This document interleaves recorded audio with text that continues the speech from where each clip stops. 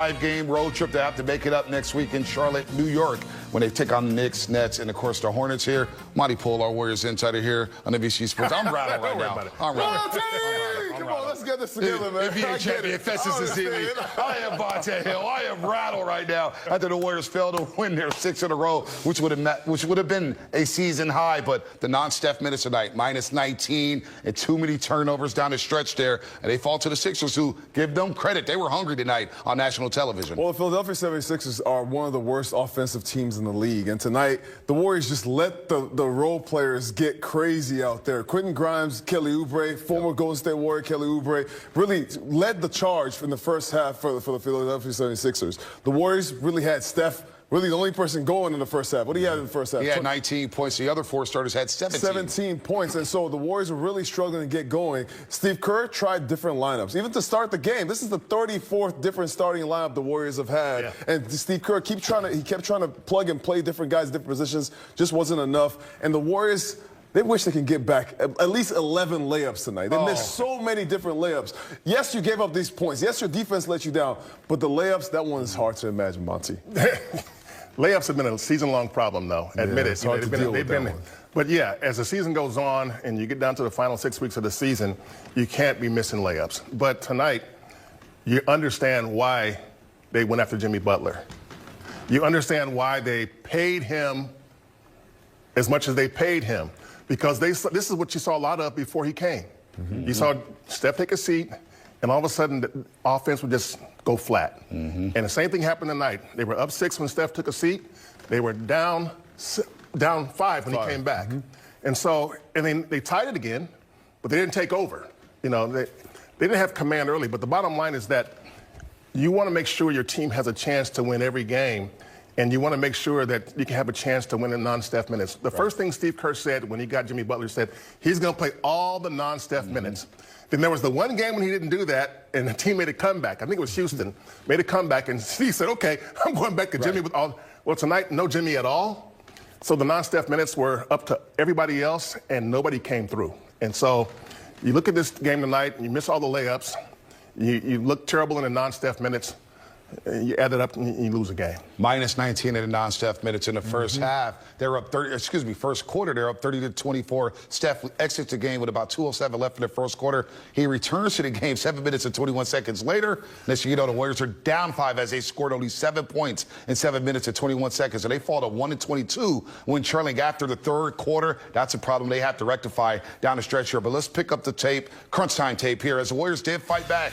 And they used a 9-0 run to tie it up at 116. You see Guy Santos here with a nice little finish. He played well off the bench. Guy Santos, 14 points, 6 of 8 from the floor. Nice hustle plays, deflections, 4 rebounds as well as he fell. Great pass right here for GP2, who had a game tonight. Yes, he did. Him and Steph together, they definitely have an incredible chemistry. It just wasn't enough because this guy right here, Quentin Grimes, that point of attack defense was not on him tonight because it was on Tyrese Maxey and Paul George the whole night. Yeah, how about Yabusele, your boy from France? Yabusele. 18 points off the bench, 5 of 7 from the three-point line. He had timely 3 after timely 3 all night long. But Quentin Grimes, you mentioned Kelly Oubre Jr., who the Warriors didn't want. It was a revenge game for him, basically. They didn't want you. They scored 35 points in the first half combined. Paul George actually only had 3 in the first half, but that was a tough finish right there. But here's the play. Oh, foul right there on Draymond Green. The Warriors would challenge, but the challenge was unsuccessful. Yeah. And more importantly, it burned their last time out, Monty. Yeah, you know, and you look at that play. Now, I'm not sure why they challenged it. You know, Draymond must have been very forceful.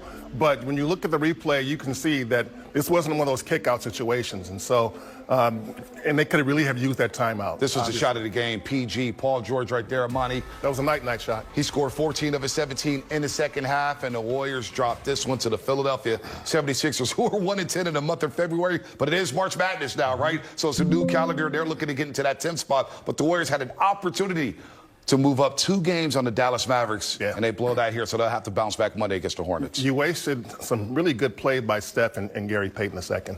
I mean, I thought GP2 was huge in this game, and the one thing I was surprised by is that Steve Kerr stayed with him on Maxey. and Grimes was running wild, and nobody could stop Grimes. Would you have switched it? I mean, you had to think about that. You know, Maxey was cold. Right. He hadn't shot well the last game. So he stayed with him on Maxey. Maxey never got going, really. But Quentin Grimes was smoking him, and nobody really could stop him. Makes you think like Dallas traded him away for Caleb Martin. I was just about to say that, Bonte. Man, Nico Harrison's watching this like, oh, man, these fans are about to be on me again.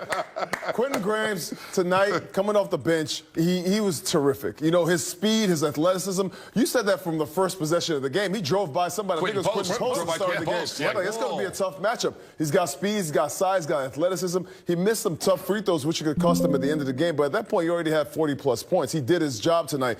Going against the third-place defender. The Warriors right now, they miss Jimmy Butler, but they also miss Jonathan Kuminga. These are two of their top defenders, and not having them tonight hurt. Obviously, Jimmy Butler's presence in the paint, that's one thing. The Philadelphia 76ers outshot the Warriors' free throws. More attempts, 11 more attempts tonight than the Warriors. That was one thing. That's the Jimmy Butler presence thing as well. But the defense, that's one thing. The Warriors, they lost a little bit of that swagger. They got to get it back if they're going to go. Well, they also, tonight, I thought there were too many times when they didn't look agile on defense. They didn't look agile. And you mentioned the play at the beginning of the game when Quentin looked like he was stuck. Right. You know, and so, again, Jimmy Butler's a different dude. And if he's out there, you know, those layups and those paint forays aren't as easy. So they've been doing pretty good on the point of attack defense. And Maxey did not hurt them. That was the main guy you worry about. But Quentin Grimes was shooting inside, outside, all three levels.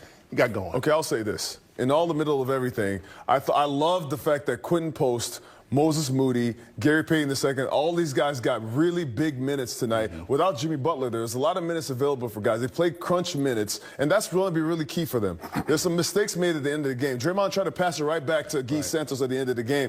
Those are little plays that the guys are going to learn from that they're going to use in the future. But without Jimmy Butler, this guy's going to have to figure out how to play the non-Steph minutes better. Without Jimmy Butler, really did the Warriors in. And on that 17-2 run, the Sixers went on in the second quarter. Again, the non-Steph Curry minutes, they were a minus 19 tonight when Steph Curry wasn't on the floor. And this is where the Sixers took control of this basketball game, and they led the rest of the way. They go up here, and they built a 15-point lead midway through the third quarter. They ended the first half up 12, and this is when they got rolling, Monty. Yeah, you look at this, and you know, I think it's give Warriors credit. They never stopped, but every time Steph went to the bench, you saw what happened. And so he probably rested shorter than he normally would, certainly in the second half, but you had to have him out there because the Sixers kept, every time he went to the bench, that lead did like this. And so tonight, it's one of those games when you look back and you go, well, yeah, we missed a bunch of layups.